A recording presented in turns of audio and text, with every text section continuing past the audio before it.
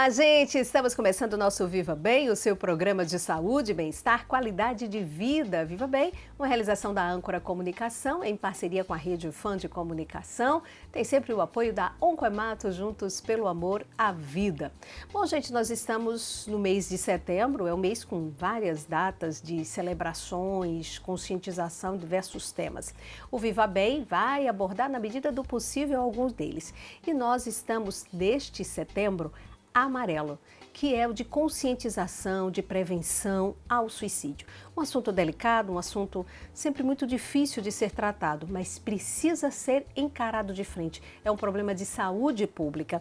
Nós vamos conversar um pouco sobre esse assunto, recebendo aqui no Viva Bem, que está aqui ao meu lado, a Viviana Aragão, que é psicóloga. Ela é especialista na área de oncologia e também de cuidados paliativos, faz parte da equipe Oncoematos e nós vamos abordar de uma forma diferente, um viés interessante sobre pacientes que de repente têm um diagnóstico difícil de uma doença difícil e às vezes desenvolve um pensamento suicida. Mas nós vamos falar um pouco mais com uma pessoa que realmente entende. Viviana, obrigada por estar aqui mais uma vez o Viva Bem, sempre um prazer recebê-la aqui. E esse tema que é um tema tão delicado, mas que precisa ser conversado, dialogado, falar sobre ele, né? Primeiramente, eu quero agradecer, é uma enorme satisfação contribuir para essa conscientização, trabalhar de maneira psicoeducativa, para a gente, de fato, olhar para essa questão, como bem você colocou, algo que venha a ser de política de saúde pública, sim, para a gente poder tornar essa sociedade ainda mais empática e compassiva com esse ser, com esse indivíduo que se encontra em um sofrimento agudo. As pessoas que pensam em acometer perante a vida, elas estão em sofrimento agudo e requer com que a nossa sociedade possa promover espaços de acolhimento para essas pessoas, junto com outras medidas que aí cabe a nós profissionais da área de saúde mental. Quando a gente fala de datas, sempre ultimamente muito meses com cores, enfim, e o setembro, chamado de Setembro Amarelo, esse amarelo é o de alerta. Não é isso? A intenção é essa, não é? Isso mesmo. O Setembro Amarelo deu início nos Estados Unidos, Magna. Veio a surgir essa campanha diante do falecimento, diante do suicídio de um jovem chamado Mike M. Ele tinha 17 anos, ele tinha um Mustang 68 amarelo e no seu velório, sua família, sua rede de apoio, seus amigos, distribuíram cartões amarelos com frases de apoio, pensando até então, era até uma medida, uma estratégia, com que essas mensagens chegassem às pessoas que poderiam estar passando pelas mesmas dificuldades de Mike, dificuldades emocionais, um sofrimento agudo, que ocasionou ele tirar a própria vida. Então ali já dava início. Um processo esse de conscientização, de apoio, de acolhimento a quem poderia estar atravessando a mesma dor de Mike. No Brasil, migrou-se a campanha, eu diria, pela CVV. Nós temos um Centro de Valorização da Vida em 2015.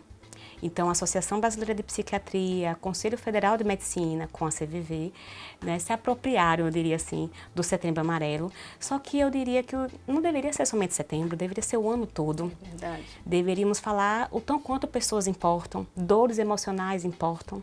Vivemos numa sociedade que promove uma espécie de não lidar com a dor, de anestesiar essa dor, e a dor ela é transformadora. Sim, nós estamos falando de um público, que é um público de sofrimento agudo, que acomete contra a vida, mas todos nós estamos suscetíveis em algum momento, por não lidarmos com as nossas dores, chegarmos a uma situação mais aguda de uma dor emocional. É fuga, Viviane, que para alguns tentam explicar. Quando a gente tem o conhecimento de que alguém, infelizmente, atentou contra a própria vida ou que até conseguiu mesmo, tirar a própria vida.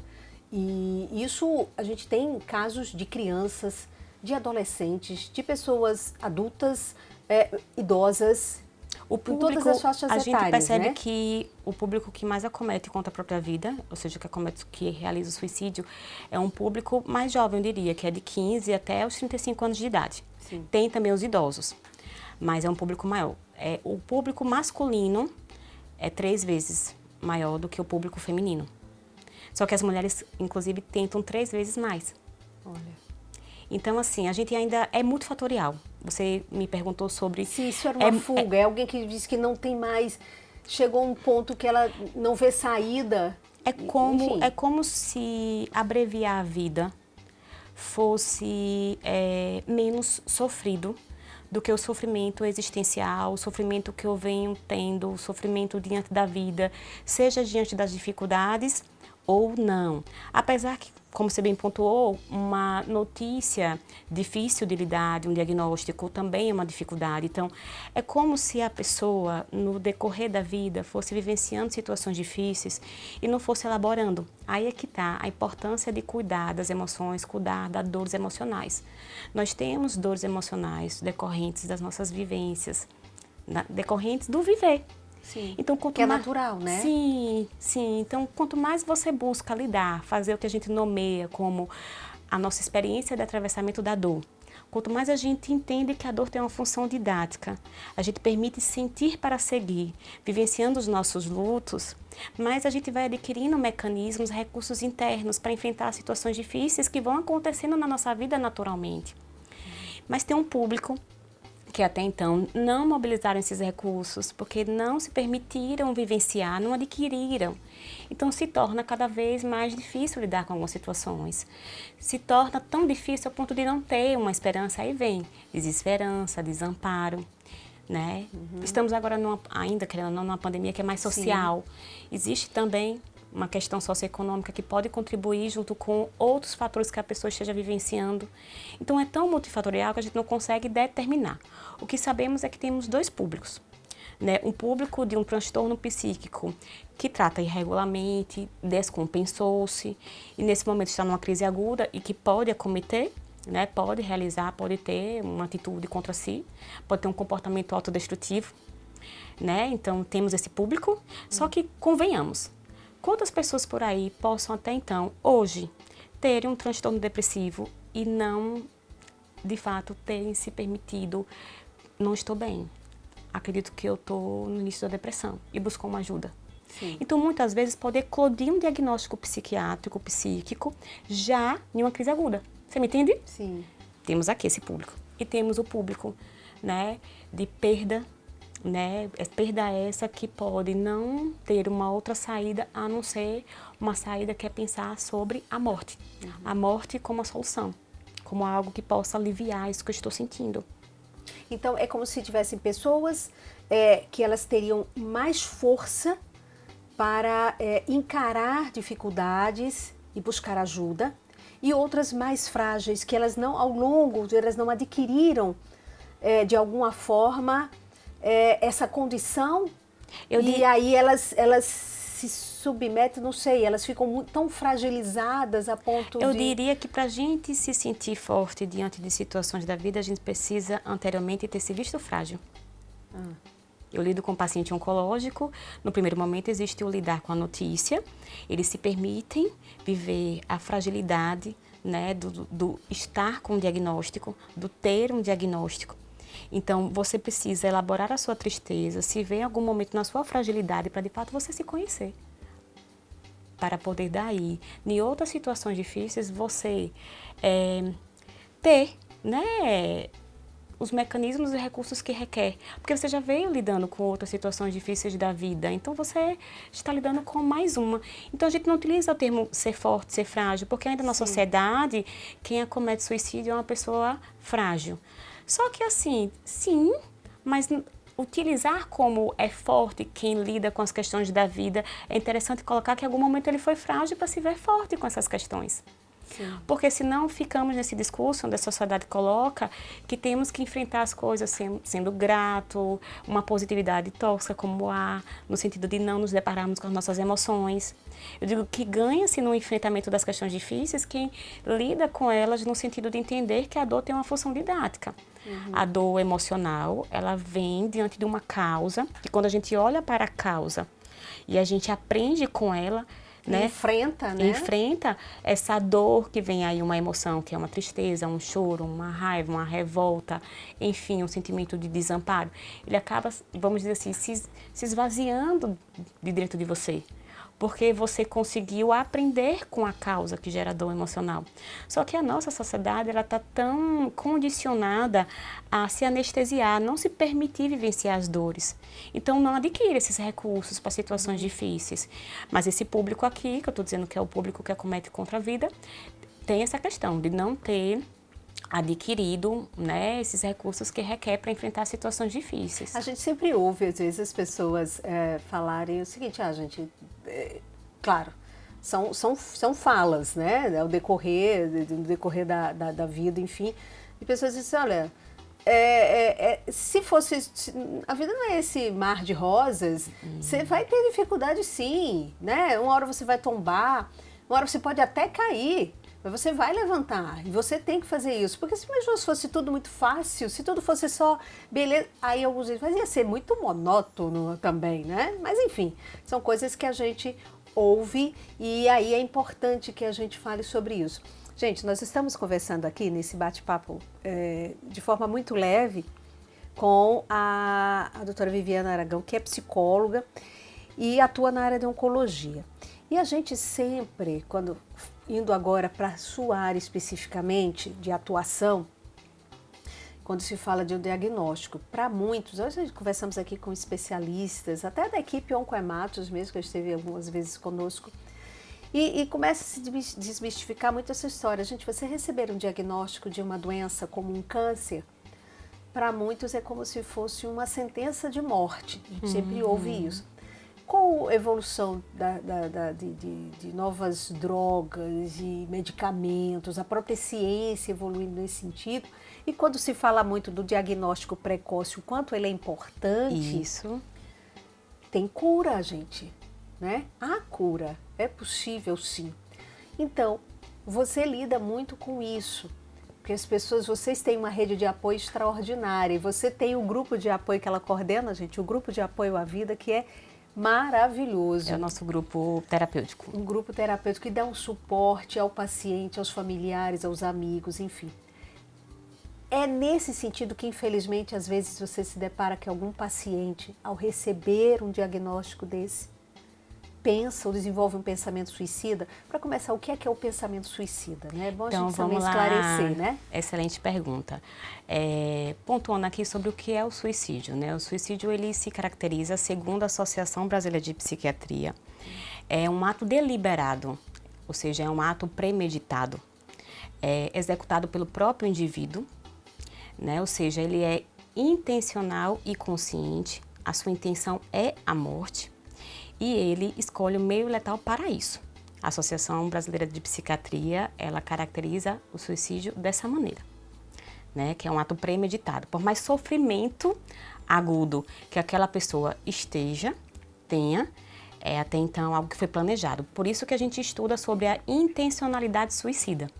Nós temos referências no Brasil, nós temos Neuri Botega, que é um excelente psiquiatra, que tem um acervo bibliográfico incrível, inclusive contribuiu para o nosso roteiro de avaliação de risco suicida. A instituição que eu atuo, ela sai um pouco na frente a nível de prevenção, a gente não pode estabelecer uma espécie de controle, né, prever como esse indivíduo com o diagnóstico oncológico vai chegar até nós, mas a partir do momento que está sob o nosso cuidado, né, diante dos riscos que há, risco psíquico, risco de suicídio, como é que agiremos?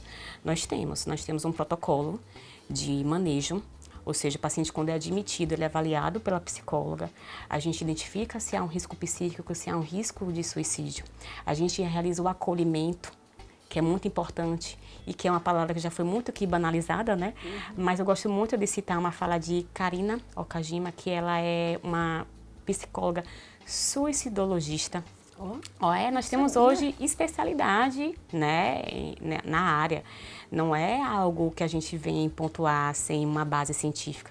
E ela coloca que o acolhimento é aquilo que sedimenta um solo fragmentado pela dor. Então, a gente precisa de manejos, de acolhimento, de espaço para a narrativa. A gente precisa deixar o indivíduo com o diagnóstico oncológico ou até mesmo em sofrimento agudo, vamos sair um pouco para falar de uma maneira mais... com que ele fale sobre a ideia de morte. Quando a pessoa fala sobre a ideia de morte, ela vai trazer, se tiver, aí vai o processo de intencionalidade suicida. Vai trazer a ideia de suicídio, né? Porque Todos nós, em algum momento, Magna, a gente pode ter como um pensamento bem breve que a morte seria um alívio. Sim. Só que aí eu gosto de citar Freud quando ele fala o pensamento é o ensaio da ação. Um indivíduo, ele não somente pensou, ele pensou e se apropriou daquele pensamento. E aquele pensamento se consolida ao ponto de gerar uma ideação suicida. Fica muito forte, ele vai construindo, aí o ato deliberado, ele vai construindo essa solução como algo muito forte para o alívio da dor dele. Você me entende? Que esse é o caminho. Quando você cita mesmo, e eu acho que quem nos acompanha já deve, em algum momento de dificuldade, né, pensa nisso, como se de repente, se eu não estivesse mais aqui, enfim, né, isso poderia ser resolvido. Só que a gente rejeita. Né? Nós, assim, diante da nossa intencionalidade suicida, a gente não tem, na verdade. A gente tem esse pensamento e a gente rejeita. Tem pessoas que não rejeitam. Novamente eu digo, existem vários fatores que fazem aquela pessoa se apropriar dessa ideia de morte para migrar, para se consolidar uma ideia suicida. O que é interessante pontuar aqui é que é tão premeditado, é tão planejado, que aí vem o plano suicida, que dá-se início a uma preparação mental de como seria, até se tornar um plano detalhado.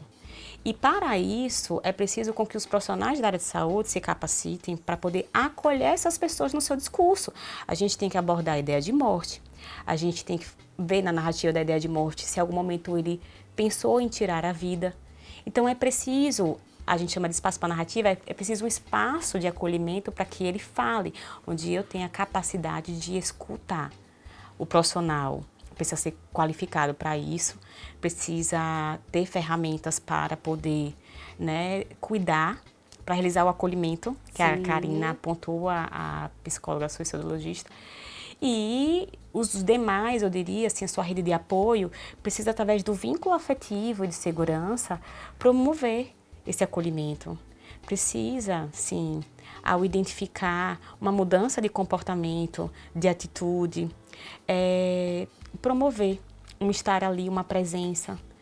Precisa entender a importância nesse momento de levar para um profissional da área de saúde mental, inclusive primeiramente a um psiquiatra, porque a gente entende que aquela pessoa ela está descompensada organicamente, sabe? E aí a necessidade realmente mesmo de algum tratamento, né, inicial com remédios, enfim. Sim, tratamento medicamentoso é muito importante. É importante. Então, gente, veja só como é interessante. A gente até vai dar sequência a isso aqui nesse bate-papo com a Viviana Aragão e vamos também saber um pouco mais desse protocolo, como é importante que os demais profissionais, todos eles, tenham esse olhar e essa atenção, o chamado acolhimento. Porque de repente um sinal, uma palavra, né, isso pode despertar e aí poder agir, né? E a gente, como está falando da Oncoematos e a Viviana e Vivi, que a gente carinhosamente, seus pacientes também a chamam assim, tá falando e ela faz parte da equipe, a gente sempre tem um recadinho aí de um dos profissionais da equipe Oncoematos que passa sempre para a gente, compartilha conhecimento aqui no Viva Bem.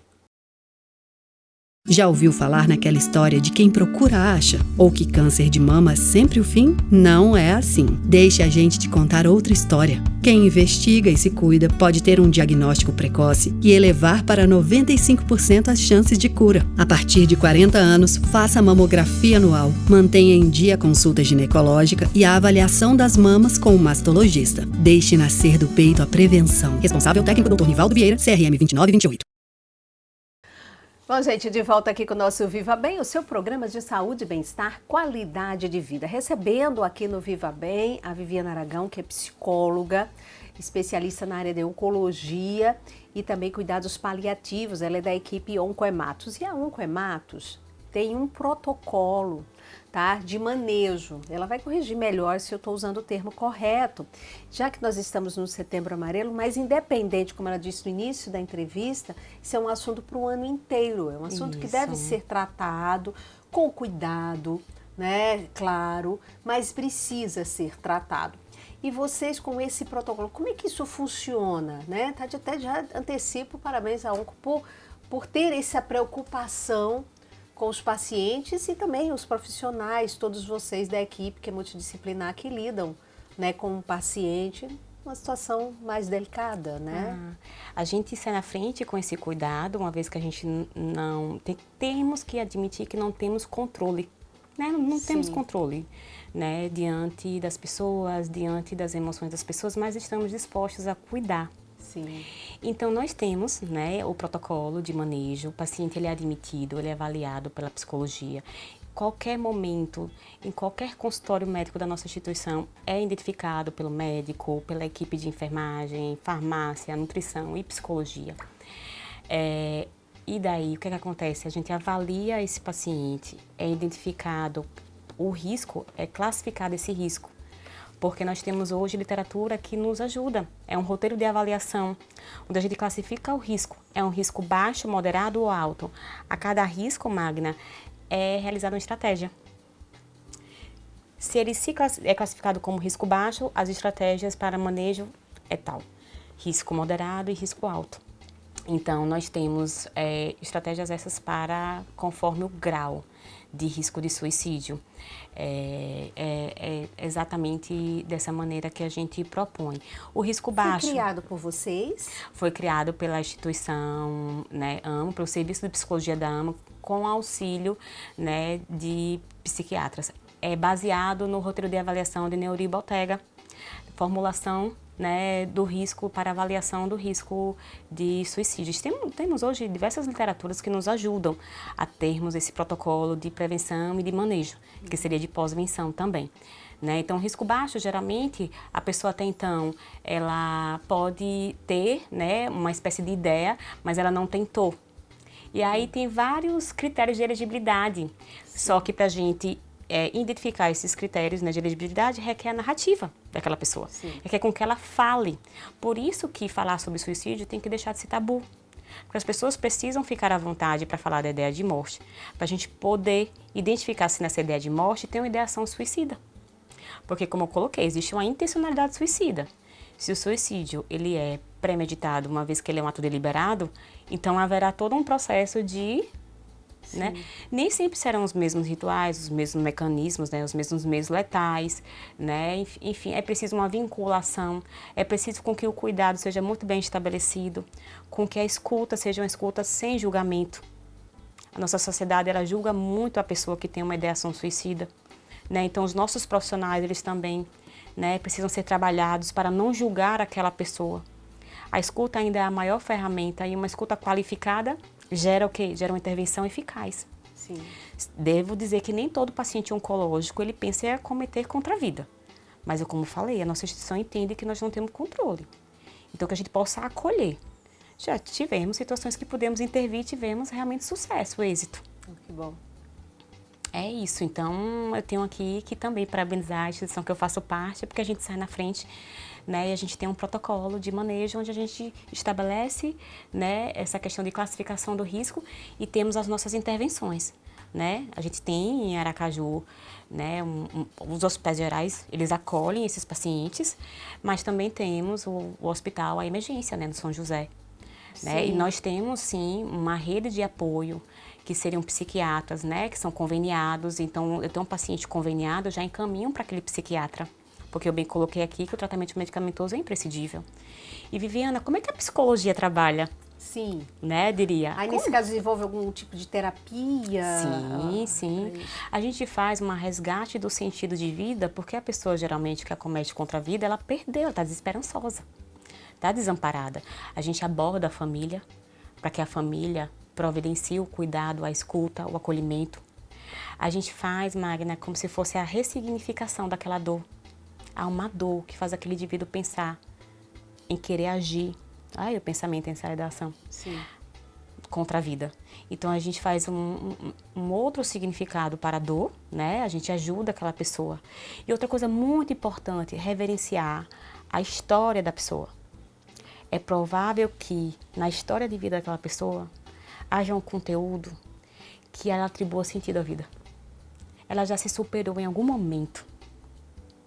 Então, existem mecanismos, técnicas da psicologia, Nós temos referências no Brasil hoje, que a cada dia estudam cada vez mais e nos dão um arcabouço para a gente poder manejar um conteúdo que é muito delicado e, novamente eu digo, todos nós estamos suscetíveis em algum momento a pegar uma ideia de morte e migrar para uma tentativa contra nós mesmos.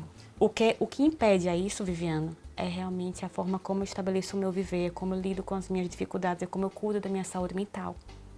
Por isso que o acompanhamento psicológico prévio é muito interessante também, Claro. o autoconhecimento. E aí eu aproveito isso, a gente já está finalizando aqui esse nosso bate-papo. Não sei se a gente pode dizer, existem dicas para isso? Existe orientação? Eu acho que talvez seja a palavra talvez melhor, que se adeque mais.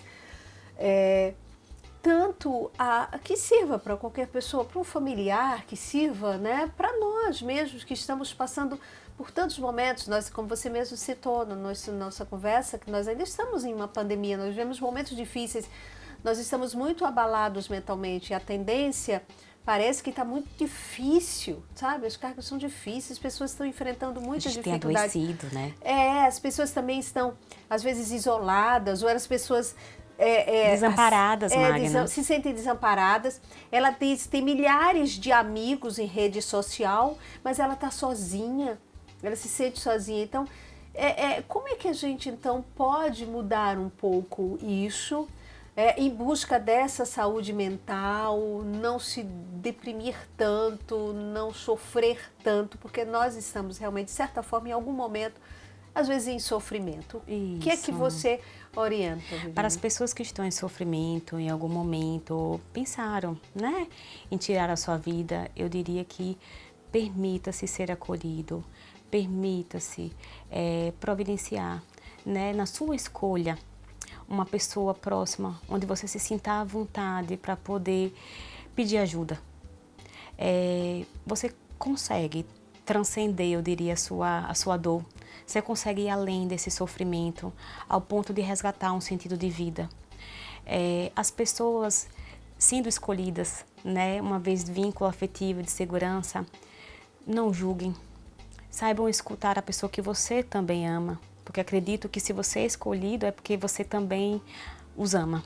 Então, providencie, gerar uma espécie de entendimento daquela dor e logo em seguida convide, coloque a sua presença também, né, para uma ajuda profissional. Novamente eu digo, requer um tratamento medicamentoso, requer uma psicoterapia. Eu diria para a sociedade em geral agora, Magna, Sim. que sejamos mais empáticos e compassivos. Todos nós enfrentamos dificuldades, todos nós temos os nossos sofrimentos. Ganha muito quem cuida das suas emoções, quem providencia sentir, deixar essa dor ser até então didática, como eu coloquei, para de fato você seguir com a vida.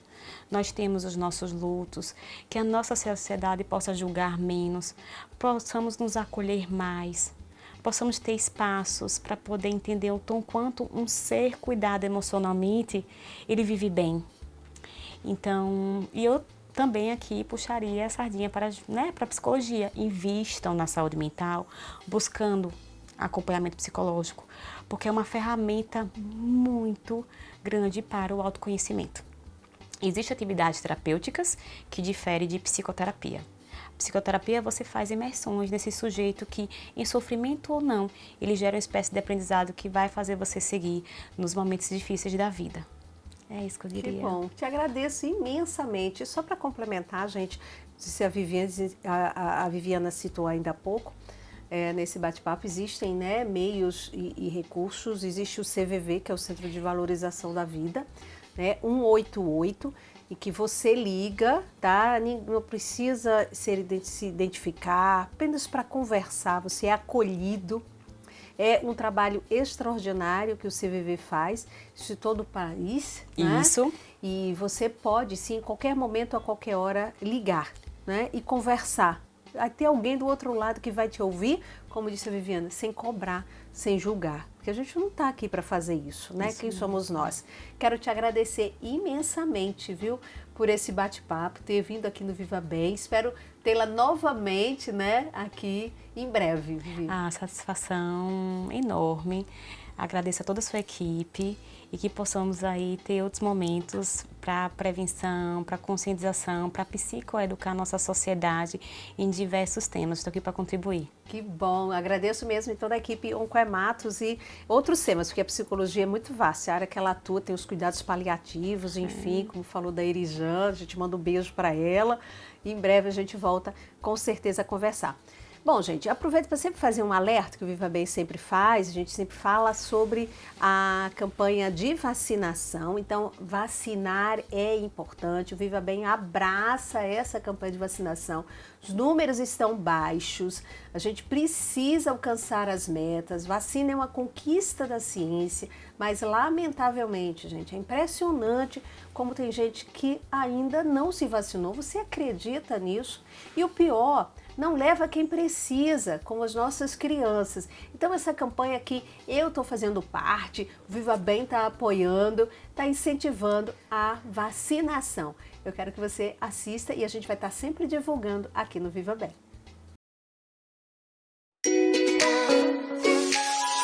Precisamos vacinar mais, porque a vida é o nosso maior patrimônio. Somente com a minha, a sua, a participação de todos estaremos protegidos de verdade. Na promoção à saúde, as vacinas são grandes aliados para evitar o contágio e o agravamento de várias doenças. Mais do que uma ação individual, vacina promove saúde de maneira coletiva. Vacina significa cuidado, cuidar de si, cuidar do outro. Jamais podemos deixar que mentiras nos enganem sobre a necessidade da vacinação. Não acredite em notícias falsas. Confie em quem cuida da gente. Não há razões para duvidar da eficácia de nossas vacinas. Vacina é um direito de todos e todas. O nosso dever é tomá-las. Manter o cartão de vacina atualizado deve fazer parte do seu cuidado com a saúde. Se você tem alguma dúvida, procure a unidade básica de saúde mais próxima da sua casa. Não podemos deixar que doenças erradicadas ou imunopreveníveis voltem à nossa realidade. Sei que você não deseja isso. Então, faça a sua parte. Somos todos responsáveis por todos. Vacine quem você ama. Vacina Mais, Sergipe.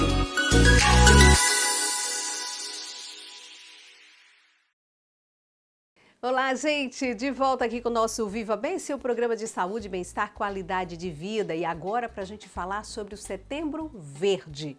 É isso mesmo, Setembro Verde é um mês dedicado à campanha de conscientização para a doação de órgãos. E para conversar comigo está o Benito Fernandes, que é coordenador da Central de Transplantes de Sergipe. Eu já agradeço imensamente a gentileza desse bate-papo, mais uma vez aqui no Viva Bem. Benito, bom ter você aqui de volta. E essa campanha que está em curso, né, o Setembro Verde, mais um incentivo, né? É o ano inteiro que você está em campanha, podemos assim dizer, mas o Setembro Verde, ele é mais significativo, não é isso? Olá, Magna, é uma satisfação muito grande estar aqui com você. Você é sempre nossa parceira, divulgando, incentivando essa questão que é tão importante da conscientização da importância da doação de órgãos e tecidos. Esse mês é um mês que nós intensificamos as nossas atividades aqui no Estado, mobilizando, chamando a atenção de toda a sociedade para a questão da importância da doação de órgãos. Os transplantes eles só acontecem se a gente tem o doador. Sem o doador, o transplante não existe. Então, por isso que a gente precisa estar transformando esse momento de dor, de tristeza, no momento de solidariedade, no momento de amor, né? Ressignificando essa etapa da vida que é tão difícil para a gente. Uhum. Bom, e a campanha tem, o mote dessa campanha, sejam heróis, salve vidas, doe órgãos. Benito, as dificuldades enfrentadas para essa conscientização, para que as pessoas percebam quanto é importante, esbarra ainda no medo, esbarra no preconceito, na desinformação? Esses são os principais obstáculos? Isso, a gente ainda tem uma cultura, né, do medo, mas começamos uma atividade, né, com os profissionais de saúde na questão do acolhimento da família. Então, aquelas famílias dos pacientes graves, dos pacientes neurocríticos, eles devem participar da evolução do quadro do seu ente querido. Então, o profissional precisa estar atento, passando essas informações para que essa família ela se sinta parte integrante desse processo. E, a partir daí, a gente tem tido resposta da sociedade. No ano passado, nós tínhamos 88% de recusa familiar. Esse ano, graças a Deus, nós estamos com 62% de recusa familiar. Ainda é alto, mas nós esperamos que em 2023 consigamos chegar a 50%, né? E a média do Brasil é 40%. Pois é, gente. Então, veja como é importante a gente falar sobre esse assunto e a gente pedir o envolvimento de todos e da sociedade. E uma coisa que o Benito, nas entrevistas, que sempre concede aqui ao Viva Bem, e a gente lembra muito isso, que de um atestado de óbito surgem certidões de nascimento, porque é vida que surge, é vida que nasce, é esperança. É uma tecla, a gente tem que bater muito nisso, né, Benito? Isso. O transplante ele oferece uma nova qualidade de vida, uma nova oportunidade para que as pessoas continuem, né, vivendo através desse ato de solidariedade, de amor, que é a doação de órgãos. Não é fácil você perder um ente querido, é muito difícil, mas a gente pode, nesse momento, estar atento à dor do nosso próximo, né? E muitas vezes entra em desespero quando não vê, né, essa possibilidade de ser mais viável. E Benito, o que é necessário, tá, para ser um doador? O que é que as pessoas precisam fazer, né, para até se envolver com a campanha e também até contribuir? Como é que eu posso ser um doador? Como é que eu deixo isso para minha família?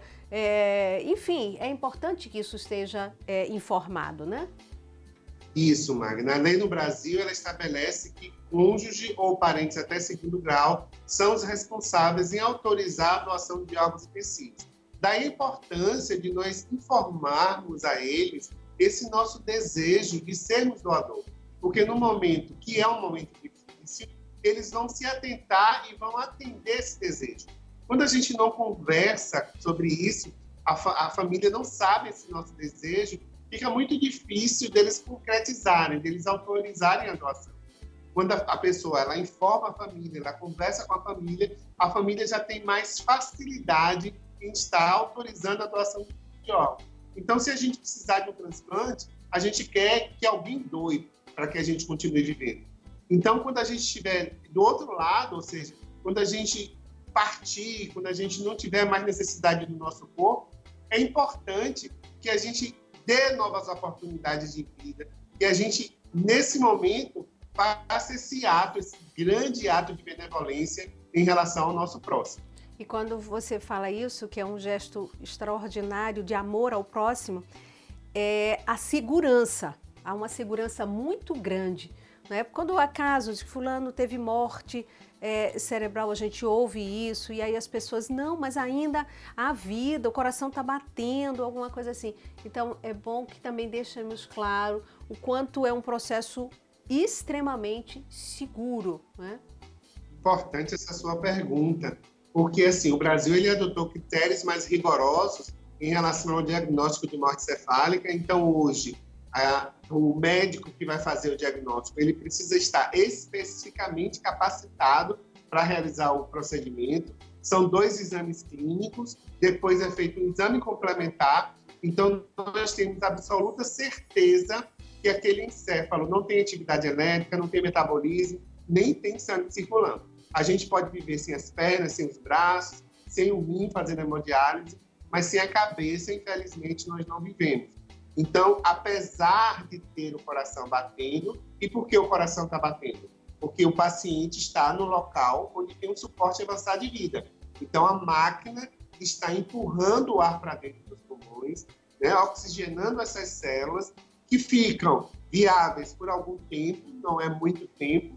Quanto mais tempo passa nessas condições, piores ficam, né? A qualidade do órgão, porque perdeu esse corpo, perdeu o grande comandante, que é o encéfalo, e a partir daí a oportunidade realmente de se estar extraindo esses órgãos e colocando em outras pessoas. Agora, esse caso, como é que está a nossa situação, nosso estado, em termos dessa captação e a realização do transplante?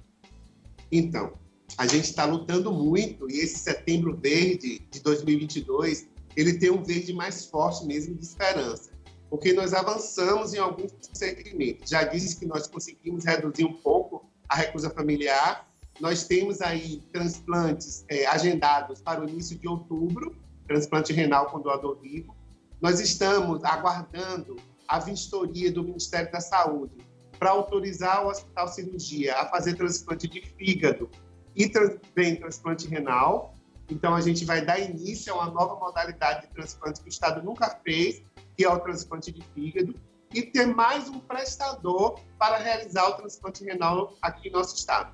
A Secretaria também está negociando com o Hospital do Coração, o hospital já é autorizado pelo Ministério, mas precisa ter um contrato para que efetivamente ele possa fazer os transplantes cardíacos. Então, eu acredito, espero e agradeço muito a Deus. Em 2023, nós estejamos com o Hospital Cirurgia realizando transplante de fígado e rim, o Hospital Universitário realizando transplante de rim e o Hospital do Coração fazendo transplante cardíaco. Temos também o Hospital São Lucas, que é um hospital autorizado a fazer transplante de medula óssea, e no próximo ano nós já estaremos iniciando as tratativas para que o hospital também atenda os usuários do SUS. Então, é muita felicidade que a gente sente concretizando, né, e atendendo os sergipanos em Sergipe.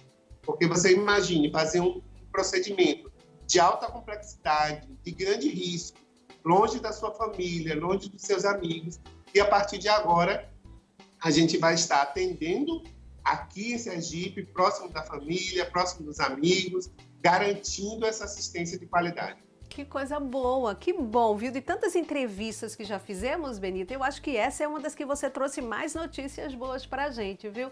Fico também, graças a Deus. Pois é, extremamente feliz com isso e que a gente só avance nesse processo.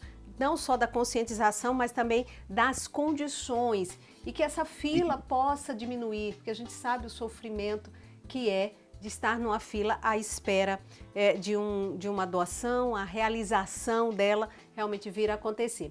Benito, para a gente encerrar, porque a gente vai ter um mês inteiro, a gente vai estar sempre falando, Viva Bem está sempre falando, independente da campanha, mas que você deixasse aqui o contato, que deixasse aqui como as pessoas podem buscar mais informações e como elas podem, de repente, participar.